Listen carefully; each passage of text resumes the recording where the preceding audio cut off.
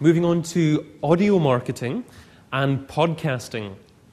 Now, what I'd like to go through is really what exactly a podcast is, how to create your own podcast, how to edit your podcasts, how to publish your own podcasts, and how to market your own podcast effectively. So starting off with podcasts themselves. What really is a podcast? Well, a podcast is just a series of MP3 audio or MP4 recordings. MP4 is just a visual recording that people can subscribe to on an ongoing basis with an RSS feed. So what you do is you publish this series of MP3 recordings and you have an RSS feed that people can subscribe to the recordings, so they're actually aware of as soon as the fact that you've actually published a new recording. So how do you create your podcast? Well, there are a few different ways that you can use to create your podcast. A portable MP3 recorder. You can get one, obviously, for £50 or something like that. Skype or Google Talk and Hot Recorder. Skype's an online telephone service. Google Talk obviously is as well. And Hot Recorder's a little software program that will actually record a Skype conversation. So you can interview someone online, over the telephone, record the conversation, record it as an MP3 conversation, and actually use that as a podcast. And Audacity, that's a superb piece of free software, open source software, that you can actually download onto your computer, and you can edit any MP3 recording you want. So let's have a little look at Hot Recorder. That's the Hot Recorder website, just hotrecorder.com.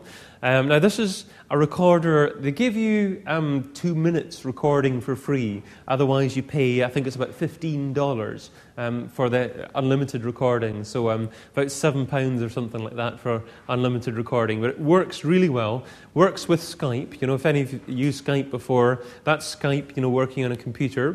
You have Hot Recorder sitting beside it there. It's just a little software plug-in that whenever you actually dial someone up, you've got your headphones and microphone, you start conversation, you just click record here, records the whole conversation just as an interview. Can be an excellent tool, in terms of actually producing a podcast. Now, I mentioned Audacity. I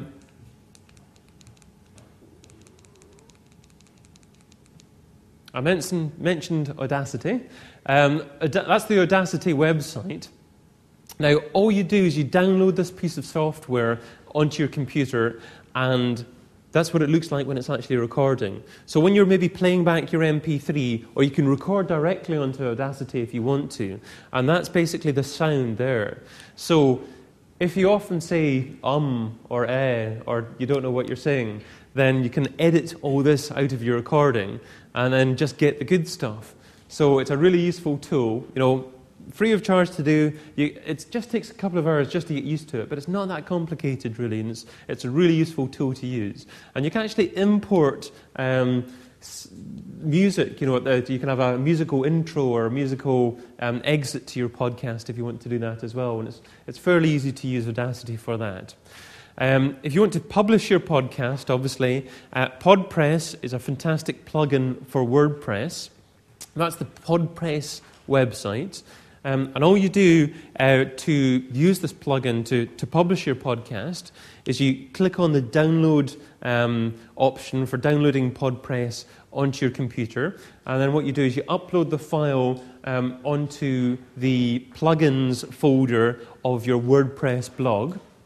And if you do that and activate the plugin, then whenever you actually upload your MP3 recording to your server that contains your blog, then all you do is you upload what you actually want to do in terms of your podcast title, tell them exactly where the address is of the MP3 file, and then that's your podcast published. You're automatically getting an RSS feed that's created, because what you'd do is you'd probably set the podcast up as a separate category within your WordPress blog. So if you set it up as a separate category within your WordPress blog, automatically you'll get an RSS feed that's generated from that category. So what you can do is you can market that RSS feed as your podcast feed.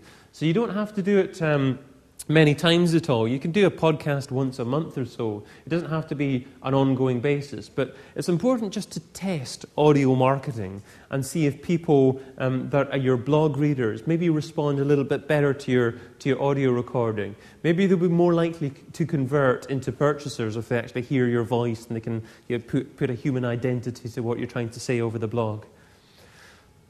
Now, here's a little publishing tip as well. If you're podcasting, then it's great to actually try and make your podcast as friendly as possible to search engines.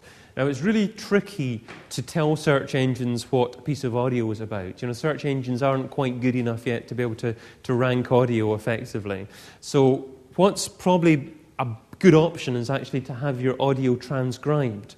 Because some people actually prefer reading than listening to audio as well. But if you publish the transcription of your podcast, then you're appealing to search engines, you're appealing to readers that would actually prefer to read your podcast instead of listen to it. So I use this service called Casting Words. I thoroughly recommend it. It's called castingwords.com. It's an online transcription service, and all you do is you upload your MP3 audio file, and submit your URL or upload your file. And you can choose a few different options, but it's $1.50 an audio minute for the transcription if you want it back within 6 days or so, and that's with experienced transcribers. So that's about 75 pence an audio minute. So it is really worthwhile, if you're doing doing a piece of audio, doing a podcast, it's certainly worthwhile getting it transcribed and seeing how that goes, because it's so much more value sometimes than actually just writing blog posts and just not enjoying blog posts. You've suddenly got lots of great content in the form of transcription. And your transcription, of course, will be unique in terms of being content. There's not going to be any other web pages like that out there. And when I do interviews quite often of roughly about 40 minutes, and that equates to roughly 18 pages of transcription. So I can get an awful lot of blog posts, from that 40-minute interview if I wanted to. So marketing your podcast. The important thing is burn your podcast RSS feed with FeedBurner to get stats. Don't just tell everyone about your RSS feed that's automatically created from your blog category. Submit your feed to podcast directories.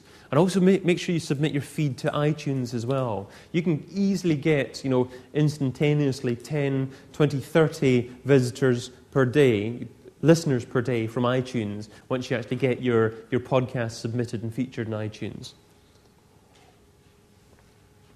So where else should you submit your podcast? Well, again, here's a great resource. The URL is masternewmedia.org/podcast_directory. And that's the website. And what they do is they feature 80 different podcast directories. So again, they give you exact URLs to submit your feed to.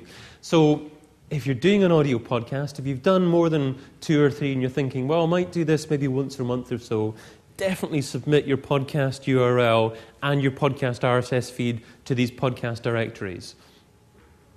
Okay, so that's week 24 podcasting. What podcast is, creating your podcast, editing your podcast, using, Audacity, great editing tool there, publishing your podcast, using that plug-in there for WordPress, PodPress, and marketing your podcast, making sure that you get listed in those specialist podcast directories, making sure you get your right RSS feed marketed to your people who are subscribing to your podcast.